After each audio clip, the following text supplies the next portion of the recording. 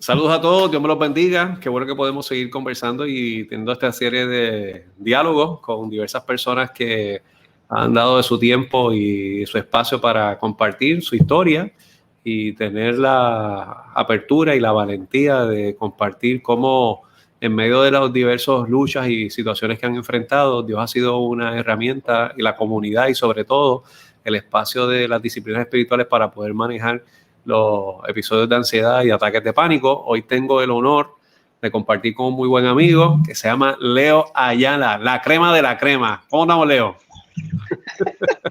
¿Cómo estamos, bro? Estamos aquí todos aguantando, resistiendo y aprendiendo. Y esto Seguro, de estar seguro. encerrado en nuestras Seguro. casas, ¿no?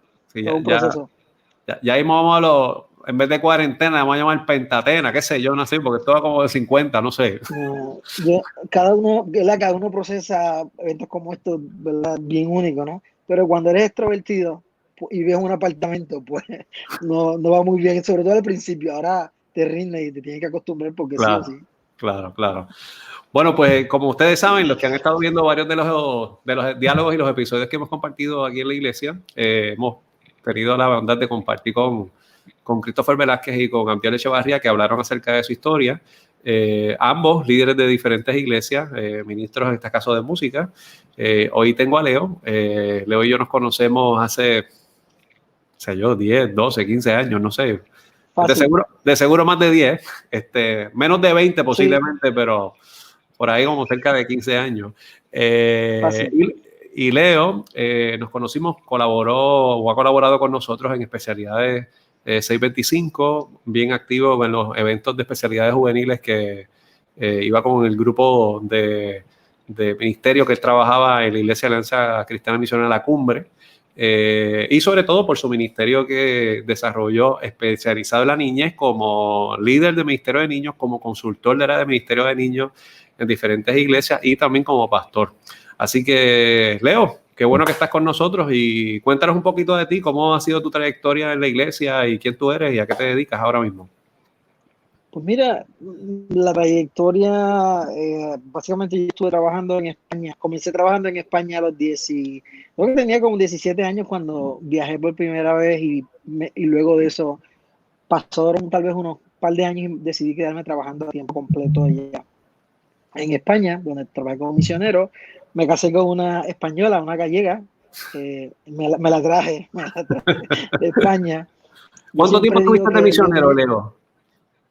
Yo estuve 2 años completos, trabajando a tiempo completo. Previo a eso estuve yendo 3 o 4 años, pero viajaba solo los veranos para trabajar. Y luego me quedé trabajando, estuvimos allí trabajando durante esos 2 años. Y luego yo regreso acá a Puerto Rico y mi esposo y yo, bueno, mi novia en aquel momento nos casamos aquí en Puerto Rico, no nos casamos en España. Ok. ¿Y cuántos hijos tienes con tu esposa, tu matrimonio? Tengo 2 hijos varones, llenos de vida y llenos de energía. Jair tiene 15 años, 15 años, y el pequeño tiene 13 años, y él es ¿verdad? Un niño completamente saludable, pero es un niño con necesidades especiales, específicamente algo que se llama inteligencia límite, ¿verdad? Que es una discapacidad mental, más que un niño que tiene algún problema educativo o un problema de hiperactividad o déficit de atención, aunque eso es parte dentro de su marco, pero realmente es una discapacidad mental leve. Así que además pues del trabajo que hiciste en la iglesia, pues también asumo que el proyecto de paternidad, y eso incluye terapia, enfrentarte a la realidad de un diagnóstico por encima tal vez de las expectativas iniciales. ¿Cómo fue ese momento, Leo, cuando te encuentras con el diagnóstico de tu hijo? Lo que tú hacías en la iglesia, sirviéndole al Señor, posiblemente hubo algún tipo de evento particular en esa situación. Sí, en la iglesia siempre teníamos niños con necesidades especiales, así que ya tenías una idea, pero es diferente cuando está en tu casa, cuando tú eres el papá de uno de ellos. Y tal vez, y esto es tan reciente como diciembre o enero, él tiene 13 años, llevamos desde los 13 años en terapia. Terapia del aula, terapia vocacional, 3, 4 veces por semana. Hemos invertido miles de dólares. Nuestra deuda familiar ¿verdad? Que sobrepasa literalmente los $15,000. Realmente es por todo lo que hemos invertido en el que lo vemos como una inversión, pero no hemos tenido siempre los recursos que deseamos, aunque estamos bajo el Departamento de Educación, ¿no? Pero para algunas cosas que funcionaran, ¿verdad? Pues tuvimos que tomar decisiones de ayuda externa, ¿no? Entonces yo creo que una parte desde pequeño te das cuenta que eres diferente, que tu hijo es diferente, ¿verdad? Que aprende diferente, todo eso. Y luego cuando ya va creciendo, pues apenas unos meses atrás, pues llegamos a ¿verdad? A este punto donde después de los análisis y todo lo que hicimos, ¿verdad? No era tanto que estábamos bregando con un niño hiperactivo o con déficit de atención, es que realmente hay una discapacidad mental, ¿no? Entonces, había algo ahí que lo hizo diferente, fue un proceso, y yo creo que lo sigue siendo, honestamente. Fue apenas en diciembre o enero cuando hicimos finalmente el clic para entender, después de cientos de evaluaciones, después de un montón de terapia y de mucha ayuda, ¿no? Y pues para una familia con niños con necesidades especiales, pues hay tensión, mucha tensión familiar, mucha tensión en el matrimonio también, ¿no? Y nuestro hijo mayor, evidentemente, que se da cuenta que la balanza a veces en la casa ha sido hacia su hermano, ¿no? Porque él acapara el calendario de la semana. Y Claro. hemos tenido que también trabajar con eso, decir, ok, necesitamos hacer esto mejor, podemos hacerlo mejor, ¿no? Ha Sí, sido un reto. recuerdo haber hablado contigo anteriormente y que me compartías que, obviamente, por tu trabajo con los niños y por tu experiencia manejando un niño con necesidades especiales, que habías hecho como un análisis de que una gran cantidad de los matrimonios que criaban niños con necesidades especiales rompían su relación o se separaban por la alta tensión. Y en tu caso, pues no únicamente pues, tienes esa realidad, tu esposa no es una local, no es una nacional, que naturalmente pues eso otro factor colateral que asumo que en la experiencia del diálogo, la interacción también genera algún tipo de fricción. Cuéntanos cómo Sí. manejar ese evento, porque estoy seguro que hay muchos padres o familiares que tienen niños con necesidades especiales y que ahora en una cuarentena tienen, asumo que algunos retos en este tiempo. Sí, mientras trabajamos con niños con necesidades especiales y tomamos algunos cursos, ¿verdad? Y siempre nos está buscando, bueno, cómo trabajamos mejor, ¿verdad? Con niños, porque vimos en el proceso de los primeros años, los primeros 5 o 6 años, el cambio fue como que se disparó la cantidad de niños que comenzamos a recibir, que tenían de alguna manera alguna necesidad especial, ¿no? Y en el proceso nos dimos cuenta que más del 80% de esos padres terminan en divorcio, de los padres que tienen necesidades, niños con necesidades especiales. Y más del 92% en aquel momento no asisten a ninguna comunidad de fe cristiana, ¿no? Porque no saben a cuál ir y no saben si su hijo va a ser recibido o tratado bien. Así que ya de por sí es intenso tener, ¿verdad?, esta realidad en tu vida, y necesitas la realidad de ayuda espiritual, emocional y muchas otras cosas, ¿no? Yo creo que eso fue algo para aprender. Internamente en casa, pues como tú dices, mi esposa es española, estamos aquí en Puerto Rico con mi familia, y su familia no está, ha sido un apoyo para ella, su familia, desde lejos, ¿no? Pero es cierto, no es lo mismo y se suman muchas cosas ahí. En nuestro caso, yo creo que hemos procesado mucho, uno, como matrimonio tenemos que hablar y decir, mira, necesito este momento, esto, me siento que no aguanto más, yo hago esto, eh, y de repente pues, tú te encargas de esto, ve tú a esta terapia y yo voy a la próxima, y de repente hacer un balance, ¿no? Pero esa es nuestra realidad que estamos casados, ¿no? Hay muchos padres que están, son padres solteros, son madres solteras, y están haciendo esto solas, ¿no? O en las terapias, muchas veces ves llegar abuelo o abuela con su nieto. Muchísimas veces hemos visto el escenario, ¿no? Porque mamá y papá no pueden, porque están trabajando y no pueden salir a tiempo. Y no siempre tienes el disponibilidad con el horario, si estás a través del departamento, es el horario, ¿verdad? Tú tratas de buscar un horario que se ajuste a tu realidad. Así que realmente no ha sido fácil el proceso. Creo que ha habido elementos positivos de conversar, de necesitamos sacarlo, ¿no? De botar el golpe, ¿no?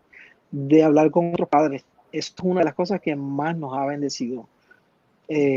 No nos arreglan el problema, no, no es una curita, ¿no? Pero hay alguien que caminó por aquí antes que yo, de quien yo puedo aprender, y de repente te provee esta sensación interna de, ok, hay alguien que también lo está logrando y lo está haciendo, vamos a aprender juntos, ¿no? Y hay una realidad ahí de humildad. Y creo que mi hijo menor nos ha enseñado, yo estoy muy agradecido de que él haya nacido en nuestra casa, ¿no? No lo cambio por nada del mundo, pero no siempre se ha sentido así. Claro. En momentos dados te preguntas por qué a nosotros, o si esto va a retraernos o a retraerme a mí el ministerio. Si hay cosas que otras familias, otros pastores que no tienen niños con necesidades especiales, podrán hacer otras cosas que yo no puedo hacer. Y si cuando ya yo esté más mayor, todavía voy a tener que estar con él a cuestas, ¿no? Bregando con él. Tienes todas esas preguntas. Y yo creo que justo en el proceso de de mi caminar, ¿no? A través de mi hijo he aprendido que Dios me llama por lo que yo soy, porque hay cosas que él no puede lograr hacer por su discapacidad. Que si fuéramos a medirlo como las escalas de productividad de nuestro mundo, pues tú eres lo que produces, ¿no? Pero cuando no puedes producir, ¿cuál es tu identidad profunda, ¿no? ¿Qué es lo que eres? Y en ese aspecto yo he aprendido mucho de mi hijo, él es feliz con lo que hace, ¿verdad? Hasta donde puede dar y nosotros lo animamos a continuar, ¿no? Pero su valor interno y quién él es, su identidad profunda, no está en su producción, ¿no? Yo creo que hay algo ahí que nosotros también necesitamos seguir aprendiendo. No, y Todos estos definitivamente, chicos. claro, nosotros estamos en una cultura que nos movemos a base de establecer el valor social, a base del rendimiento, de los resultados. Si uno está en una competencia de las Olimpiadas, pues se le da una medalla de oro al que llega primero, una medalla de plata al segundo, una medalla de bronce al tercero y el que llega cuarto, pues gracias por participar. Y por ahí todos los que siguen, que son Ni una cinta. Ni una cinta de participación. Seguro. Y triplican, obviamente, esos que fueron galardonados, igual que nosotros tendemos a aplaudir más al que tiene el promedio más alto en un salón de clases, académicamente, que tendemos a elogiar más al que tiene una profesión con cierta remuneración económica. Ahora mismo es curioso, ¿verdad? Porque los trabajadores esenciales son múltiples. Hay esenciales en la medicina, pero también hay esenciales en la manufactura y hay esenciales en el comercio. Y de repente, pues, donde quiera que uno ve, pues, ve el valor de las contribuciones y de cada persona en cada uno de esos escenarios. Y eso, pues, obviamente la iglesia no está ajeno a esa realidad. Digamos que en el ministerio hay unas ciertas expectativas a veces que se creen o se consideran que debe tener un ministro en múltiples escenarios, en su capacidad de interpretar un texto o de posiblemente los logros, entre comillas, que pudo haber tenido en esa trayectoria, ¿verdad? Que tenemos. Me gustó que cuando hablamos de trayectoria, ahorita al principio no lo hicimos a base de los resultados, sino por dónde habías atravesado, ¿verdad? ¿Qué es lo que realmente es una trayectoria? Y naturalmente, pues obviamente eso en algún momento genera tensión porque no podemos negar que las congregaciones pues tienen algunas expectativas de sus líderes ministeriales y uno pues en el buen sentido de la palabra siempre quiere responder adecuadamente a esa expectativa, ¿verdad? En ese escenario. Y ahí tienes el valor de tu familia, naturalmente tienes un matrimonio con una mujer que no es nacional, así que obviamente esa adaptación de la cultura ocasionalmente tiene sus momentos. Tienes un niño con unas necesidades particulares y trabajaste precisamente capacitando a personas para trabajar con niños, sabiendo que tenías una situación muy particular, así que ahí fuiste de la teoría a la práctica inmediatamente y eventualmente terminas como pastor de una congregación. Cuéntanos cómo pudiste armonizar ese proceso y cómo eventualmente esto va generando algún tipo de tensión en el proceso del manejo de la ansiedad. Pues mira, la verdad es que debo decir que yo no sé cuán bien lo hice en el manejo, de verdad de la realidad del matrimonio, de la realidad de un niño con necesidad especial. Y un cambio de ser el líder o el pastor de niños de una iglesia a ser el pastor general, o el pastor lead pastor, ¿verdad? Pastor general de la misma iglesia donde tú eras el pastor de niños. Entonces yo creo que yo en mi interior decía, bueno, esto debe ser un paseo, ¿no? Pero sí, en efecto, hay una tensión interna de lo que tú crees que esperan de ti ahora, que eres el pastor de la iglesia, de la general, a ser el pastor de niños y de familia. Entonces yo creo que lo que requería o lo que de alguna manera, lo que recae en tus hombros es un peso, siento internamente, ¿verdad? Sentía que era un peso mucho más grande para cargar, ¿no? Con todas las realidades que ya tú tenías, que no van a cambiar. Ujú. Mis hijos llegaron primero y mi matrimonio llegó primero que todo lo que tiene que ver con misterio A, B, Z.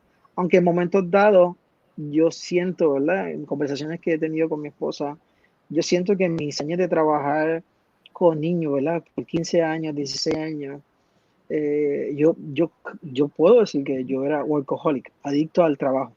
Ok. Y siento que eso validaba mi identidad falsamente y proveía como parte de mi falta de mi carácter, ¿no? Este deseo de complacer a la mayor cantidad de personas que yo pudiese, lo cual se convierte en un problema supremo cuando eres el pastor general de una iglesia, porque es imposible que tú le gustes a todo el mundo. Simplemente eso Definitivo. no va a pasar. Ya Ujú. tú lo sabías, pero lo ves para el detalle, ¿no?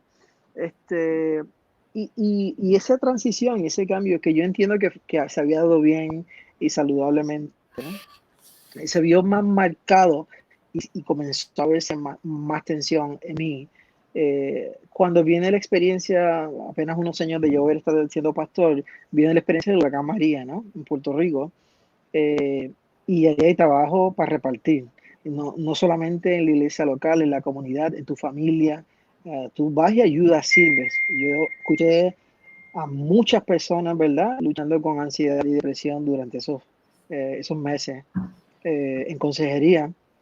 Y también por las noches y por las tardes tenía que salir y buscar comida y agua para mis hijos y para mi familia, ¿no? No dejas de ser todo eso.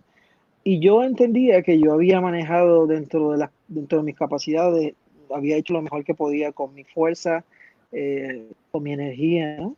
Pero no dejó de ser una experiencia intensa para los que estábamos trabajando como pastores en esos días, ¿no? En esos eh, meses. Y yo continué, realmente el ministerio continuó, me sentía dentro de todo bien. Claro, hay tensión, hay mucha tensión en el pastorado. Eh, y una noche en octubre, básicamente noviembre, simplemente una noche dejé de dormir toda la noche completa. Intenté tomarme un té y no funcionó. Esa noche se convirtió en unos días, 2 días, 3 días sin dormir, 4 días, hasta que se convirtió literalmente en una semana sin dormir nada. O sea, estamos hablando Y de que tú perdiste todo tipo de descanso y no podías reposar en algo que para ti era bien habitual. un año después del huracán, un año después del huracán, una noche yo no había cambiado para nada mi ritmo. Incluso creo que eran mis mejores meses en mis tiempos de oración, en mis tiempos de soledad, incluso en mis tiempos de lectura, ¿no? Y de repente, una noche simplemente dejé de dormir. Esa noche se convirtió en una semana. Esa semana, al final de la semana terminé en emergencia en el hospital, ¿no? Y era básicamente, no puedo dejar de temblar, no puedo respirar. Siento que tengo un elefante en el pecho. Esa era mi descripción, ahora ¿verdad? Decía, siento que tengo un elefante y todo el cuerpo descompuesto, ¿no? Desde el estómago, no podía ver bien, las palpitaciones eran imposibles y la sensación de que te estás muriendo y que algo está bien mal era bien intensa, ¿no? Y cuando pasé al doctor, pues es la primera vez que escucho a un doctor mirarme a los ojos y hablarme de burnout, hablarme de un desorden de ansiedad, ¿no? De ataques de pánico que ya yo sabía lo que eran, yo los había experimentado anteriormente cuando mi papá murió, 3 meses después que él muere, eh, yo exploté un verano en varios ataques de pánico, ¿no? Pero esto era otra cosa, ¿no? No era, en el ataque de pánico yo podía identificar que me estaba quedando aparentemente sin respiración, que no sentía cosquilleo y todo esto que sabemos, ¿no? pero lo que estaba sintiendo ahora era literalmente el cuerpo completo como si estuviera apagándose. Y claro, era soberbio. Así que escuché al doctor, me dijo, necesitas buscar ayuda, necesitas tomar decisiones. Y recuerdo que mi esposa se había ido porque ya yo estaba calmado, ya me había acompañado por un tiempo al hospital y se llevó a los nenes a casa. Y allí en la sala de emergencia bajé la cabeza y comencé a llorar. No, no, yo creo, yo siempre he dicho que yo soy una persona más positiva y alegre del mundo. Y por primera vez sentía que era el más miserable. Y soy, ¿verdad? En mi carácter, pues yo soy sanguíneo, ¿no? Soy lo más extrovertido que, ¿verdad? Que puedo ser. Y una de las debilidades que aprendí en el proceso es que podemos utilizar nuestro carácter como una manera de escondernos, ¿verdad? De muchas de las realidades que estamos enfrentando y luchando. Y en ese momento, pues todo lo que hice fue llorar y decir que hice mal, ¿no? No puede estar pasando esto. Es como si hubieran tirado el telón en la obra de teatro. Así que el doctor dijo, busca ayuda, necesitas ir a tu médico para empezar. Hice eso. Al otro día, fui a mi médico. Esa noche, claro, ya yo no podía dormir. Eh, la ansiedad era una mezcla entre algo se va a acabar, no puedo controlar las palpitaciones, el miedo profundo. Y dices, ¿cómo yo voy a tener miedo si yo soy cristiano, yo soy pastor, yo confío en Dios, yo nunca he tenido miedo ni a la muerte, me da igual, ¿qué pasa ahora, no? Esa lucha interna era bien profunda entre cómo yo le digo a mi mente y a mi cuerpo lo que cree mi ser interior en cuanto a su fe. ¿Por qué no me funciona? ¿Es porque no sirve la fe? ¿Es porque no sirve Dios? Todo eso, ¿no? Y de repente se comienza a desencajar algo internamente. Y no tienes, hasta ese momento, yo no tenía un nombre para darle a las diferentes cosas. Y yo creo que eso te causa mucho más terror y miedo porque no tienes el control. Y lo peor que puede pasar a un ser humano cualquiera y a otro controlador como yo, pues es perder el control y sentir Claro. que no tienes el control. No tienes el control, ¿no? Y hay en eso, Leo, perdóname que te interrumpa, porque me hablaste Claro. de que tú tenías toda la fe del mundo, la verbalizabas y de alguna manera pues tu cuerpo o tus emociones, por decirlo de esa forma, no respondían a eso que estabas compartiendo. La pregunta natural sería, ¿cómo puede convivir nuestra fe con ese escenario de ansiedad que nos está dominando? O sea, que literalmente nos está copando toda nuestra productividad y nuestra sensación de realización. ¿Cómo convivir nuestra fe, partiendo de la premisa que tú hablas de que te sentías en un momento thriving, ¿verdad? En tu vida devocional, en tu vida de lectura, en tu respuesta ministerial inclusive. ¿Cómo convivir Sí. esas dos cosas? Ahora puedo responderle y contestar en aquel momento, y lo digo para beneficio de cualquier persona que escuche, que esté metido justo en el centro, porque en ese momento tú no tienes un norte. Tú sientes que literalmente el piso se abrió y tú estás descendiendo. Eso es todo. Y lo que tú intentas hacer en el proceso es sacar tus uñas y tratar de agarrarte y amarrarte a algo que te dé y te produzca.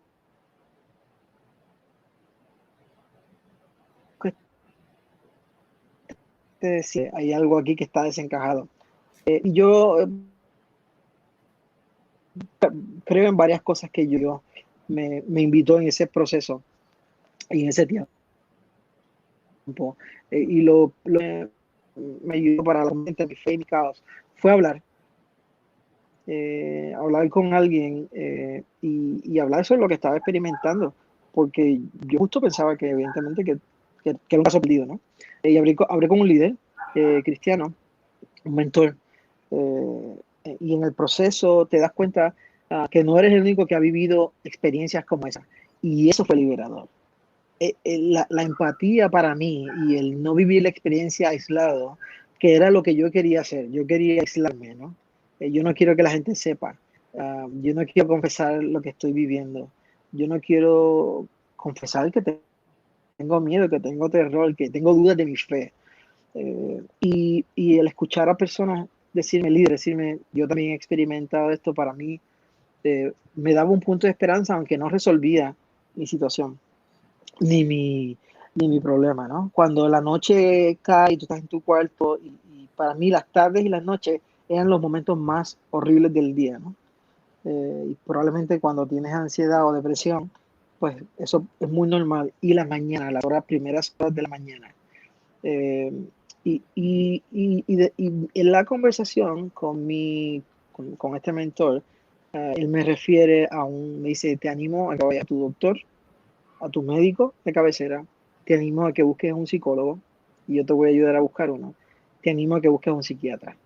Eh, y, y era un grupo de profesionales que yo nunca había abordado o compartido con ellos, ni había buscado, eh, y no sabía por dónde comenzar. Pero en efecto, eso fue lo que hice.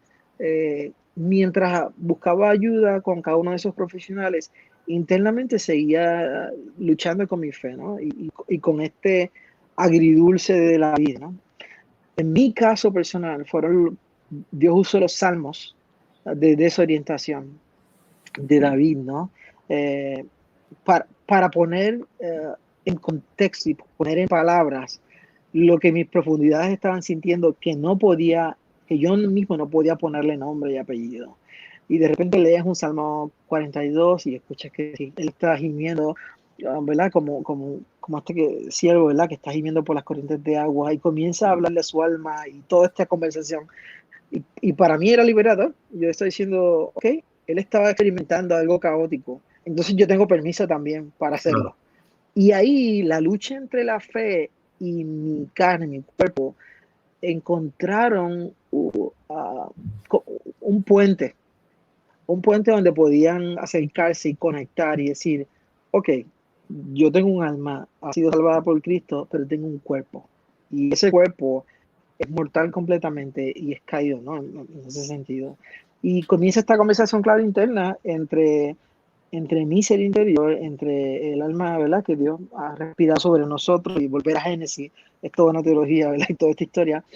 Pero creo que eso fue parte de mi proceso, y vi tres áreas que yo dije, ok, estoy luchando con esto, pero esto es claro. Uno, necesito ayuda de un mentor espiritual, de un guía espiritual, un pastor retirado, alguien que camine conmigo, otro amigo.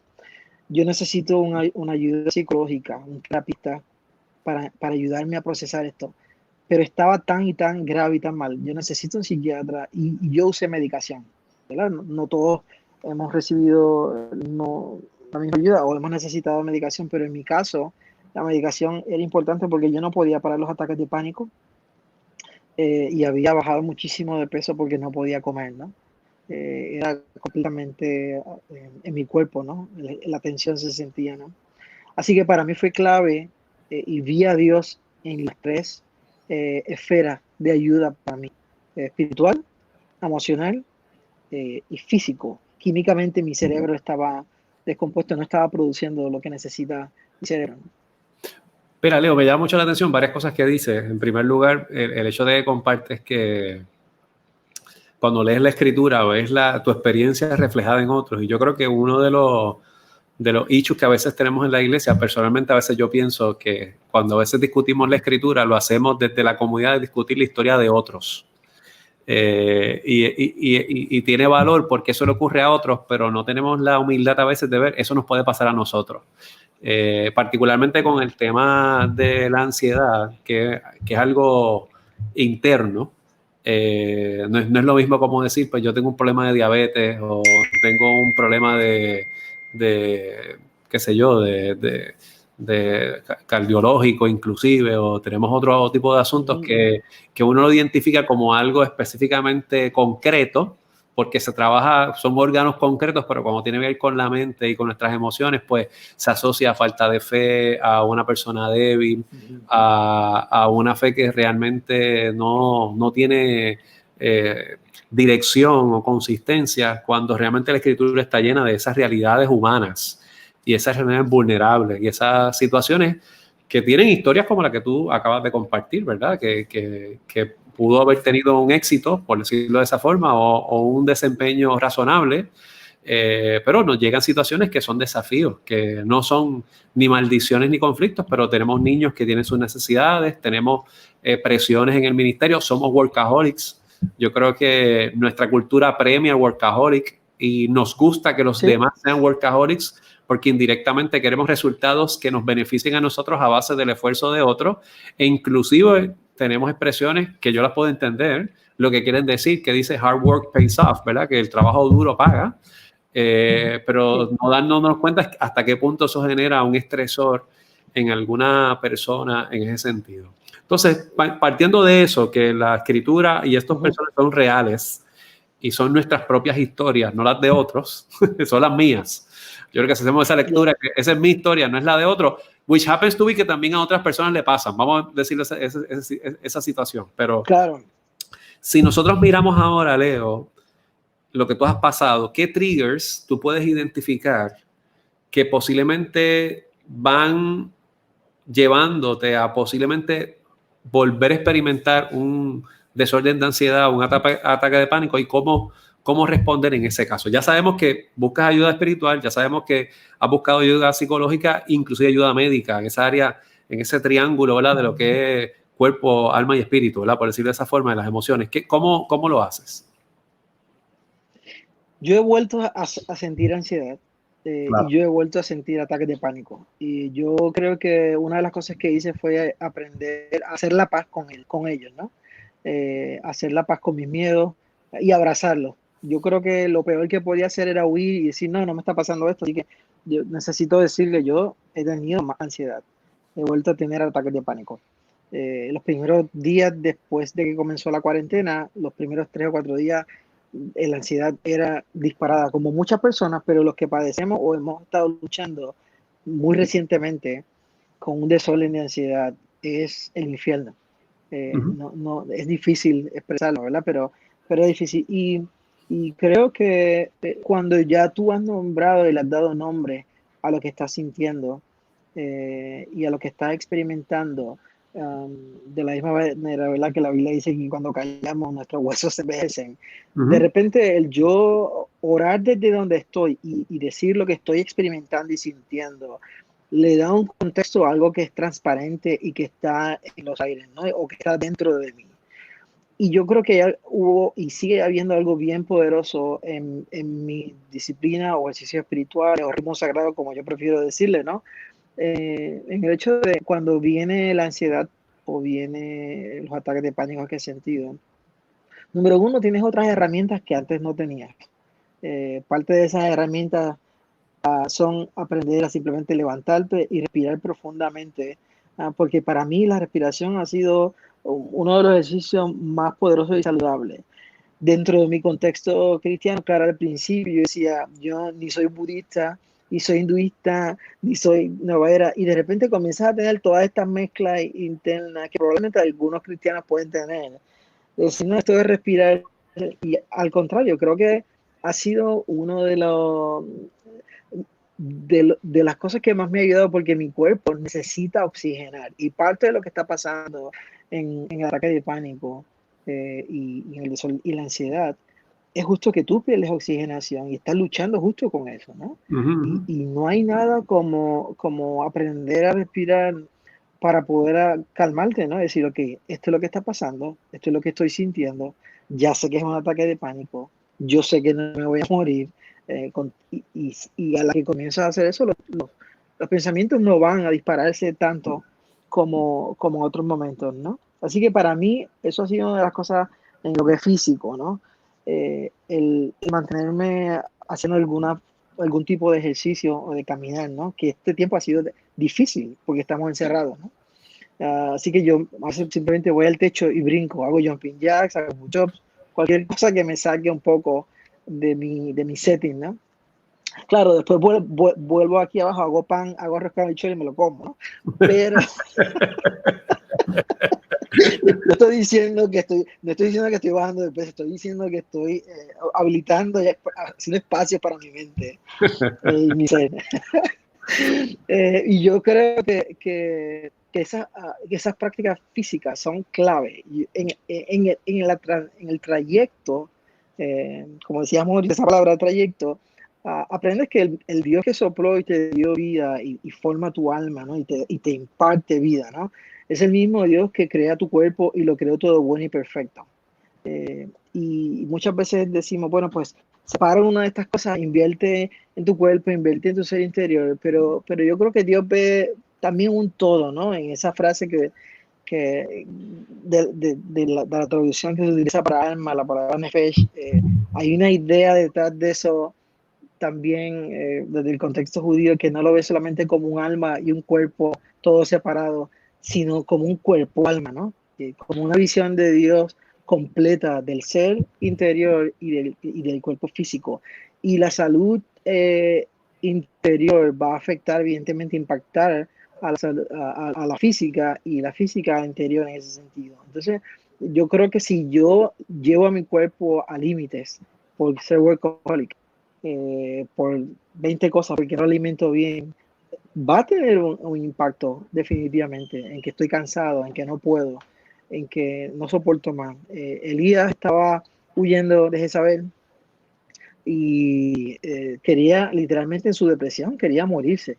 Y eso Claro. es justo una de las cosas que más sentimos, los que hemos vivido experiencias como la mía, ¿no? Que va de una fase de ataques de pánico, que cuando no la trabajas bien sigue desencadenando en una depresión, a una depresión profunda, ¿no? Pues tú deseas morir en un momento dado. Yo hubo días por la mañana que me levantaba y lloraba diciendo, ¿por qué no me mataste por la noche? Ujú. Señor, yo no quiero vivir, ¿no? Entonces Elías era lo que sentía y en su desesperación se queda cansado, dormido y por la mañana y Dios lo despierta para que coma. No lo despierta con una oración ni un ángel tocando el arpa, cantándole un salmo. Él le dice, levántate y come. Y luego se volvió a acostar a dormir. Su cuerpo literalmente necesitaba descanso. Y luego se despierta y vuelve a comer de nuevo. Y luego continúa el camino a lo que Dios le está invitando a hacer. Entonces yo creo que hay algo ahí en nuestros ritmos que Dios ya diseñó para nosotros de trabajo y descanso, los cuales cuando no lo honramos, evidentemente va a tener un impacto físico y también en nuestro ser interior, innegablemente. Dos preguntas más, Leo. La primera pregunta, ¿qué prácticas o qué recomendaciones le podemos dar a las personas que están viendo esta conversación y que ahora en esta pandemia pues se ha acrecentado su nivel de ansiedad eh, por las razones que sean, ¿verdad? Ya sea por un factor económico, sea por un factor de estresores al interior del hogar o naturalmente por toda la serie de noticias que seguimos escuchando. ¿Qué prácticas, qué recomendaciones, qué disciplinas espirituales, si podemos mirarlo desde ese punto de vista, le podemos dar a las personas que en esta pandemia ahora mismo están empezando a identificar algunos rasgos conducentes al desorden de ansiedad o ataques de pánico? La primera disciplina o recomendación, ¿verdad? No, no es tanto espiritual, pero yo necesité apagar el televisor, apagar el internet un rato. No puedo, no puedo hacerlo. Así que yo hice eso la primera semana. Yo no puedo, mi ser no aguanta más. Yo necesito tomar esa decisión. En cuanto a ritmo, ¿verdad? Disciplinas espirituales, como decíamos ahorita, leer la Biblia para información no siempre es lo mismo que leerla para transformación. Y la lectura bíblica pausada y lenta, sin necesidad de cubrir la Biblia en un año, lo cual está muy bien, y el estudio bíblico definitivo. Pero como decíamos, el encontrarte a ti mismo en el texto bíblico y darte cuenta que hay otro que ha vivido antes que tú, necesitamos hacer eso. Y tal vez podemos comenzar por los salmos. David no tuvo ningún problema en decir dónde estaba y quién era su Señor en medio de ese caos. Reconocer a través del texto bíblico y vernos retratados en él, reconocer dónde estamos, para mí eso es poderoso. Así que leer la Biblia para formación y transformación lentamente ha sido una de las mejores disciplinas durante este tiempo y durante mi proceso de ansiedad. Lo segundo que me recomendó mi terapista, que en mi caso era una terapista cristiana, una psicóloga cristiana, ella me invitó a llevar un diario. Y al principio yo dije, los hombres no llevamos diario. ¿Qué es eso? ¿Qué porquería es esa? Y ha sido la mejor disciplina. Y digo que es una disciplina espiritual, spiritual journaling, ¿verdad? Porque porque pongo en letra con mi mano y escribo lo que está procesando y viviendo mi ser interior. Y hay algo bien poderoso, incluso en mi oración, mis mejores oraciones han sido en el momento cuando estoy escribiendo y ahí se va, como con lo que salga. Nadie va Con a lo que leer eso salga. necesariamente. No te organizas, la mano escribe lo que piensa. No. Y te confieso que han salido sapos y culebras en mi proceso. No lo voy a negar. Pero es lo que sentí en ese momento. Y yo creo que el salmista estaba diciendo, hizo lo mismo específicamente. Y muy bien. Pero yo necesito hacer ese ejercicio constantemente, donde simplemente soy amado por Dios y aquí va, ¿no? Y yo creo que el escribirlo, aunque sea ¿verdad? Unas cuantas hojas, ¿verdad? Y llevar un diario no significa que tienes que escribir todos los días una página. Hay días que yo escribo 2 oraciones y se acabó. No tengo más nada. No tengo que cumplir con nadie. Una de las cosas buenas y malas cuando pensamos en las disciplinas espirituales, y yo uso ritmo porque disciplina para mí tiene, por mi niñez, tiene una connotación completamente negativa. Yo crecí en una escuela militar, fui formado en una escuela militar y hubo años que me encantó y otros momentos que la odié con todo mi corazón. Y otros issues familiares, ¿no? Pero todo lo que tiene que ver y creo que el cuidado que yo quiero tener es que los ritmos y las disciplinas espirituales no es una escalera para alcanzar a Dios. Eh, yo no estoy subiendo para ser más santo o para... Ese es justo uno de los errores más grandes que yo he cometido al principio. Y cuando yo pienso en las disciplinas espirituales, no sé en tu época, ¿verdad? Pero en los 80 yo corría Moribuy y lo hice por muy pocos años. Y iba a la playa, casi siempre iba a Pine Grove, ¿verdad? O ahí a Piñones. Y yo iba con mis chapaletas y mi tabla y yo me metía al agua. O sea, yo me presentaba, yo estaba ya a tiempo a las 6 de la mañana para coger una buena ola. Yo llego y me presento, pero yo no podía mover las olas. Yo estoy allí y espero, pero yo me voy a presentar. Entonces, yo creo que las disciplinas espirituales, cualquiera de ellas, son meras herramientas para acercarnos y esperar por el mover del Espíritu Santo sobre nosotros y en nosotros. Y Él siempre se va a presentar. Pero yo no puedo verlas como voy a hacer esto y vas a ver lo santo que voy a lucir, esto va a estar bien chévere, porque I've been there, done that. It's not gonna work, no funciona. Claro, claro. Va a demostrar tu necesidad profunda Seguro. de seguir por Uno no ora para tener más poder como He-Man o Mazinger o Superman o... No va a pasar, ¿no? Me tiré ahí un muñequito de los 80 para... Una última pregunta, Leo. Estamos igual. Una última pregunta, Leo. Esta nunca se le ha dicho a las otras personas que he conversado. Y obviamente tú como pastor en este caso, que te estuviste pastoreando una congregación. ¿Qué no le debemos decir a una persona que está atravesando por un escenario de ataques de ansiedad o ataques de pánico? ¿Qué recomendamos no hacer, verdad? Porque hay errores de buena fe que decimos y hay desesperación a veces en nosotros y sin comprender, utilizaste ahorita la empatía, que obviamente naturalmente es el mejor vehículo, pero podemos hacer algún tipo de expresión y que también es un estresor y una presión tensa para la otra persona que está en ese proceso. ¿Qué no debemos hacer?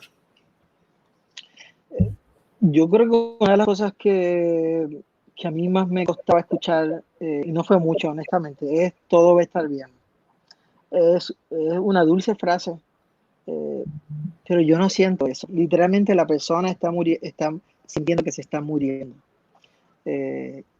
Y yo sentía que era minimizar lo que profundamente yo estoy experimentando. Y es una linda frase, como una buena intención, ¿no? Para mí, lo más efectivo fue gente que me acompañara, sin juzgarme, amándome literalmente donde estaba, porque ya yo me estaba autojuzgando. Ya tú te estás autoflagelando constantemente.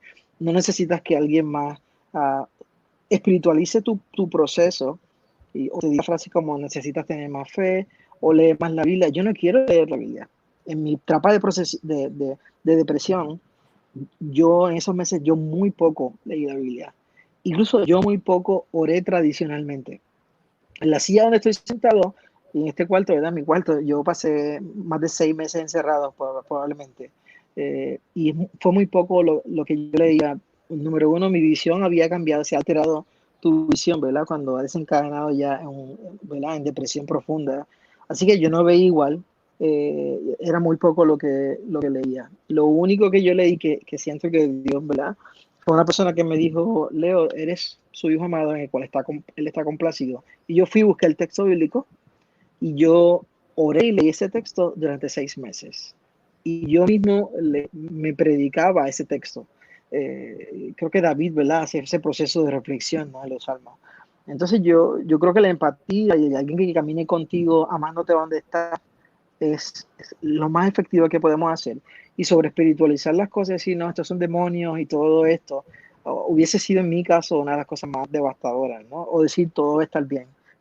Sí, puede estar bien, pero yo no estoy sintiendo eso. Yo pensaba que yo iba a morir en cuestión de semanas o días. Eso es lo que siente tu ser interior. Entonces, yo creo que para mí, en esos días, de los días más oscuros, eh, el que mi esposa siguiera caminando conmigo fue un regalo.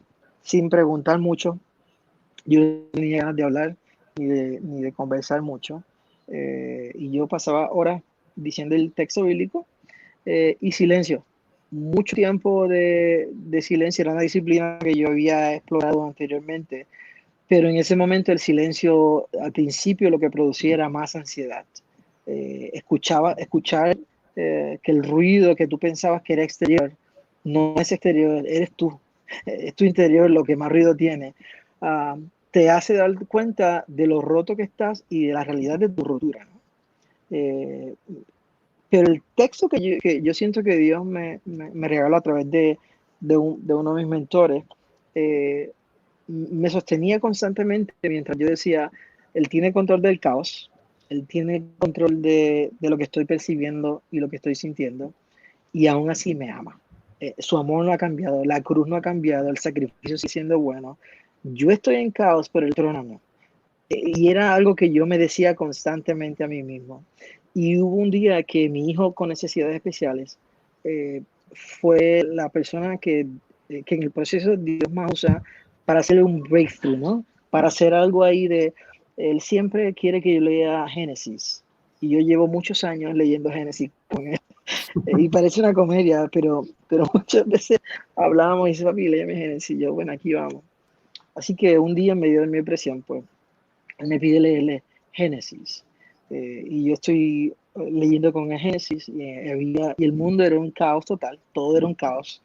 Ahí el Espíritu de Dios se movía sobre el caos. Y yo pauso y él me mira y me dice, mira papá, como tu caos, como tu revolú. Porque yo no sabía cómo explicarle a él lo que yo estaba viviendo. Yo le había dicho que yo tenía que resolver el revolú que tenía interno, ¿no? Y él me dice, mira papá, y yo, claro, me eché a llorar y mi oración comenzó a cambiar. Ya no era, yo estaba pidiendo a Dios que me sacara del desorden de ansiedad, que se llevara los ataques de pánico. Y de repente la oración a través de mi hijo comenzó a ser, si tú estabas en el principio donde había caos y tu espíritu se movía, ven y muévete. Te invito a que hagas algo aquí de mi caos. Entonces yo creo que parte de lo que muchas veces deseamos para otros que están en proceso de depresión, de ansiedad y todo esto, es que vamos a orar para que Dios lo saque. Y todos queremos eso. Eh, pero Dios está ahí. Yo creo que necesitamos aprender que Dios no está ausente porque tenemos depresión o ansiedad. Dios sí está. Entonces yo creo que hubo algo ahí de la invitación de Dios para mi vida a través de mi hijo pequeño a comenzar a orar. Ven a mis tinieblas, ven a mi caos y muévete. Y yo siento que él se sentó conmigo y me amó en el caos, ¿no?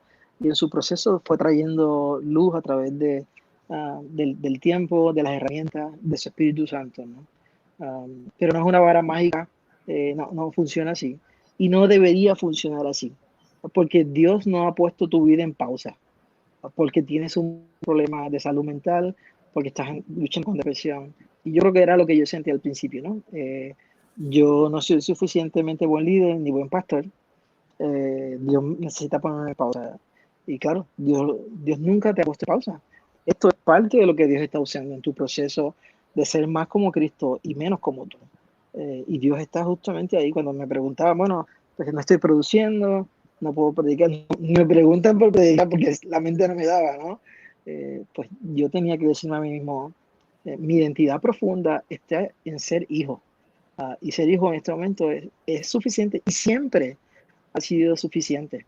Soy yo el que me he autovalidado por mi productividad, y de repente cuando no tienes nada, has perdido todo. En cuestión de meses pierdes todo. Todo por lo que tú entendías que habías trabajado, qué sé yo, el nombre que hayas podido tú tener, pasado, toda esa falsedad y toda esa mentira. Y siempre hemos dicho que nuestra identidad profunda en Cristo, pero es falso.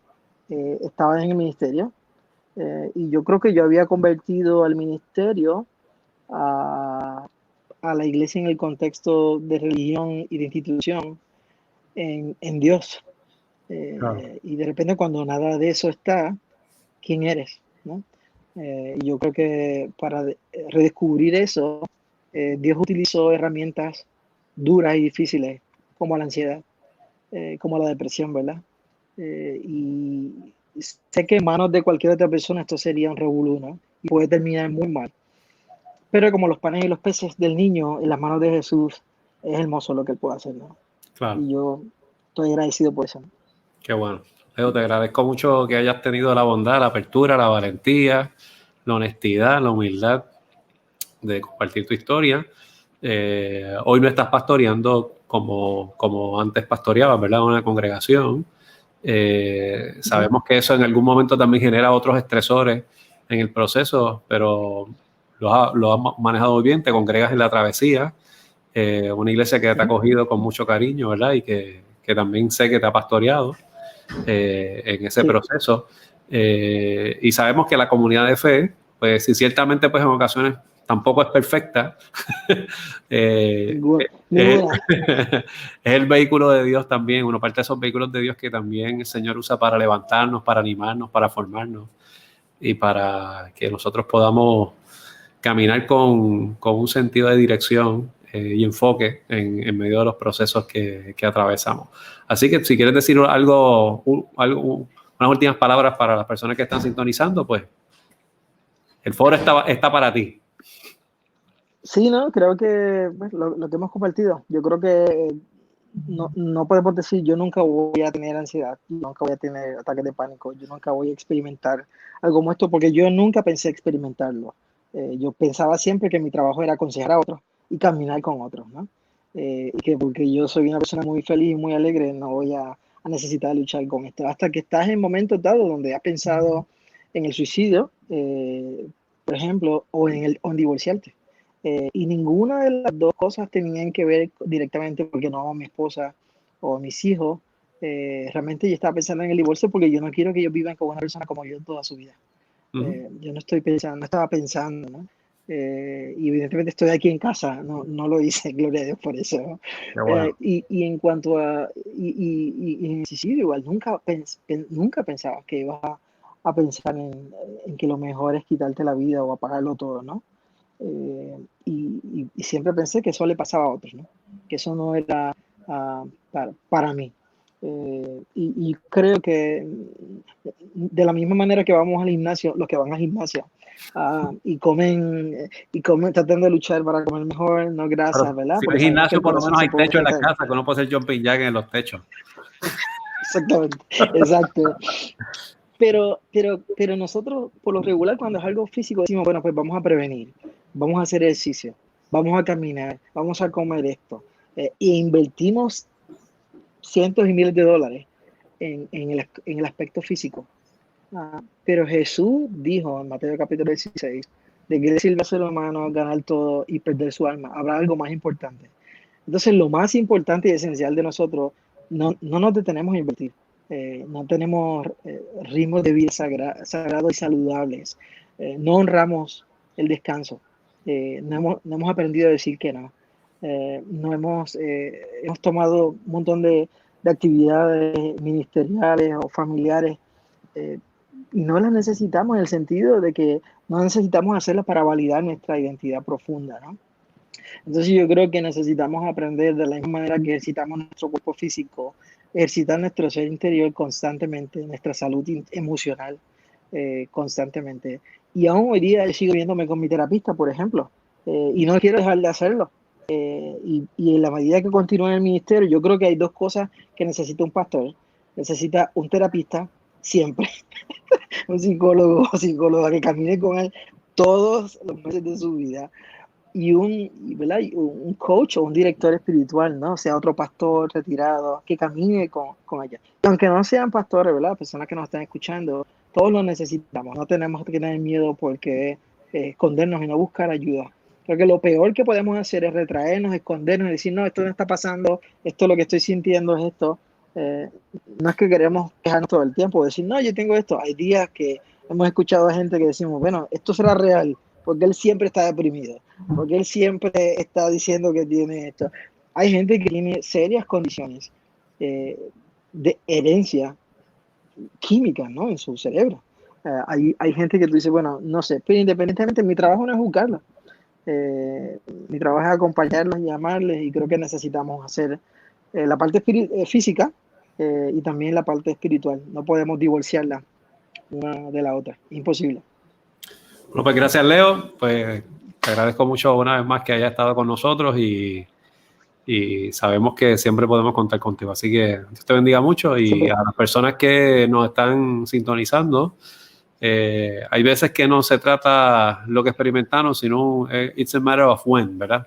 Será en qué momento lo vamos a experimentar y cuáles son las herramientas que vamos a utilizar y quiénes son las personas que vamos a identificar para que nos acompañen en ese proceso. Así que seguimos meditando sobre este tema porque lo que no queremos ser es una iglesia o una comunidad de fe que esté ajena y que camine pensando que es un asunto de otros y no de nosotros, sino que todos podemos atravesar por ahí y sobre todo podemos seguir siendo transformados en ese proceso. Así que Dios me los bendiga mucho y gracias por este tiempo.